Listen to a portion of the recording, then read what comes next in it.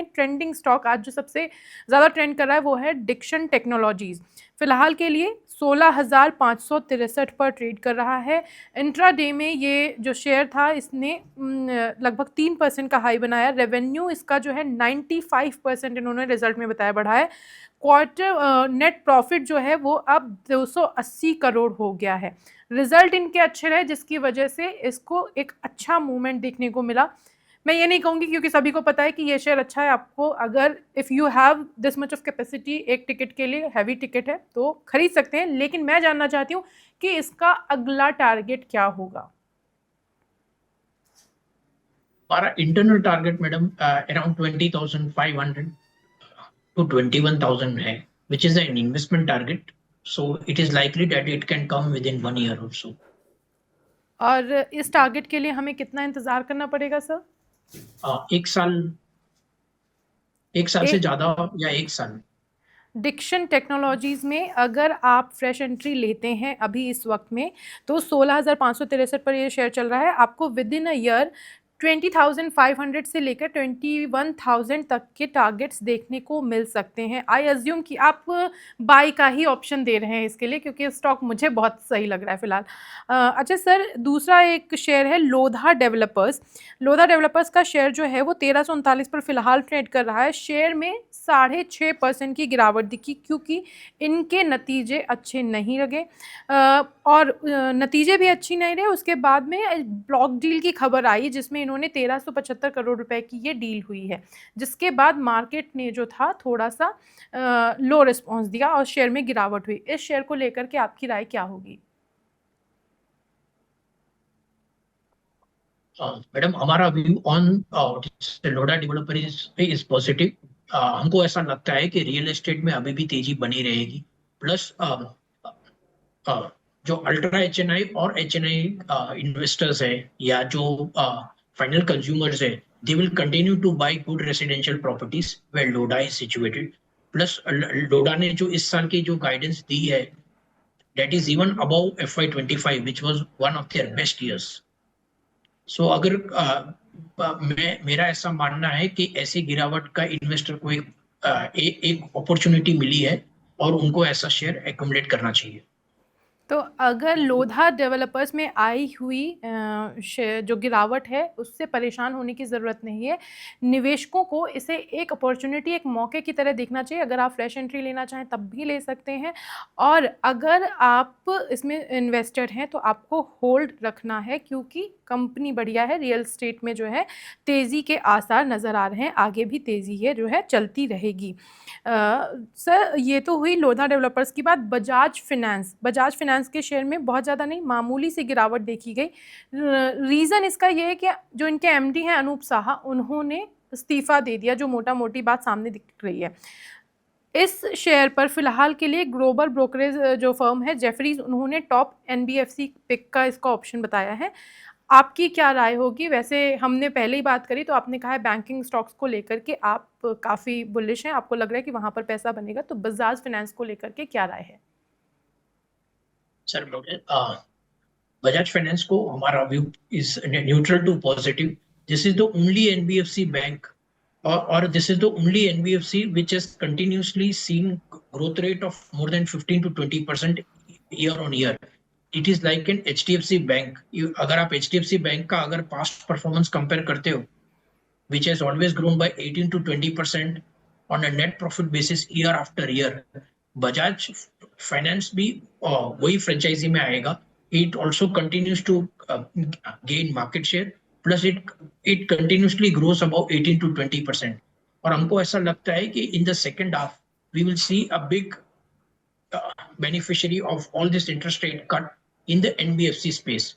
So Bajaj Finance is a good bet। और हमारा इसमें दो स्टॉक पर अच्छा पॉजिटिव व्यू है। One is Shriram finance and other is Chola financial investment. Okay, तो बजाज फाइनेंस सर किस लेवल पर खरीदारी करनी चाहिए? लाइक आज ही लोग एंट्री कर सकते हैं या फिर किसी पर्टिकुलर लेवल का इंतजार करना चाहिए?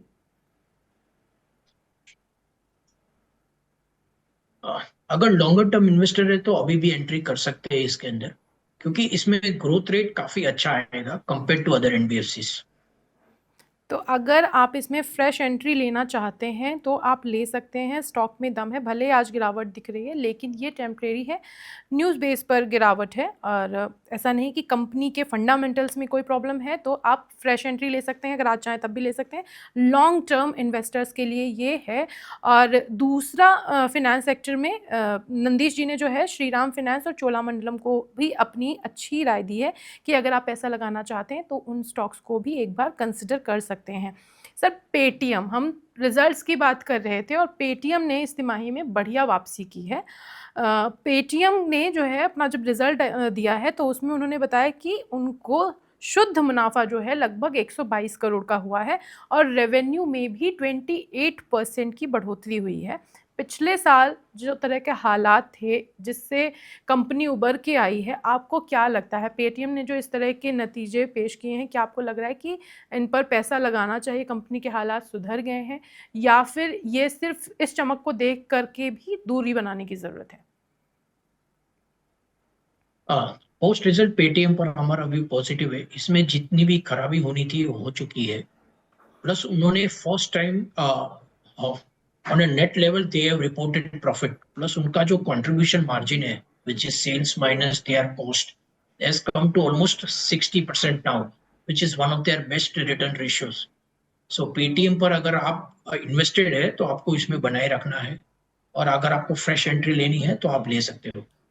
सर, किस लेवल तक आप देख सकते हैं, अगर मैं सिर्फ 3 महीने का शॉर्ट टर्म का नज़रिया जानना चाहूँ, क्योंकि Q1 में आज की रेट में जो है लगभग 1063 पर ये शेयर ट्रेड कर रहा था। मैडम, हमारा investment target on Paytm is around 1300। यहाँ से 30% अपने दिख सकता है। 3 महीने में 1300 दिख सकता है? Madam, 3 months is very short period of time. We are a fundamental analyst, so we cannot comment of what can happen in 3 months.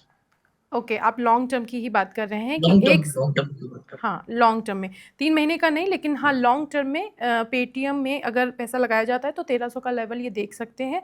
और रही बात कि पेटीएम पिछले साल जिस तरह की खबरें आई थी और जो कंपनी के हालात हुए थे, शेयर को हमने 400-500 के लेवल पर भी आते देखा, वो सभी चीज़ों से अब कंपनी वापसी कर चुकी है। तो जो इतनी खराबी होनी थी वो हो चुकी है। अभी ये ठीक कंडीशन में है और इस पर आप पैसा लगा सकते हैं। इटर्नल लिमिटेड, इस शेयर के बारे में तो मैं मतलब डेफिनेटली जानना चाहती हूँ, क्योंकि परसों जब इसके नतीजे आए तो एकदम से इन्होंने नतीजों में जिस तरह की बात कही उससे दिखा कि कंपनी का जो प्रॉफिट है उसमें 90% की गिरावट हुई थी। और जो कंपनी की मेन जिससे शुरुआत हुई थी जोमेटो के भी जो है, जोमेटो ब्लिंकिट से पीछे हो चुका था। नतीजे बहुत अच्छे नहीं थे, क्योंकि आप जब बात करते हो कि 90% आपका प्रॉफिट गिर जाए तो लोगों को चिंता होनी चाहिए, लेकिन हमने देखा कि रिजल्ट आने के बाद उसी दिन शेयर में 7.5% तक की तेज़ी एक्सपेक्ट की, मतलब देखी गई थी। तो इस वजह से मैं जानना चाहती हूँ कि जोमेटो को लेकर के लॉन्ग टर्म में आपका क्या व्यू है, क्या इस स्टॉक के लिए रणनीति बनाएं? जोमेटो पर हमारा 1 साल और प्लस उसके अलावा भी overall view is very positive on Zomato. We have a internal price target of around 330। Zomato में अगर आप देखते हो तो आपको नेट प्रॉफिट अभी ट्रैक नहीं करना है, इसको आपको कंपेयर करना है कि ये बिजनेस जो अलग जो इनके दो बड़े बिजनेस है, one is food delivery and other is Blinkit which is the quick commerce space. Both are growing, what do you say, especially quick commerce space is growing by almost 150 to 200% year on year, and also about 50% quarter on quarter. Plus आप अगर इसका food delivery business देखते हो तो that is also growing at a consistent rate of 15 to 18%। उन्होंने पहले guidance दिया था कि food delivery business will grow by more than 20% और 20% प्लस, बट पोस्ट जब इनके जून के नंबर्स आए तभी उन्होंने बोला कि 20% से ज्यादा ग्रोथ या 20% ग्रोथ नहीं आएगा, but even 15% is a good growth looking at the macro situation in our country. So इनका food delivery business has turned profitable about 1 year back, और इनका ब्लिंकिट का भी ऐसा लगता है कि जितने भी लॉसेस इनको लेने थे उन्होंने ले चुके हैं। यहाँ से Blinkit will turn around, and FY26 and FY27 there is an expectation that they will report what is a profit at a net level. So Zomato and Swiggy, we both have a positive view, and Zomato is a top pick amongst this space. Okay sir, क्या target होंगे eternal के अगर हम बात करें 1 साल की?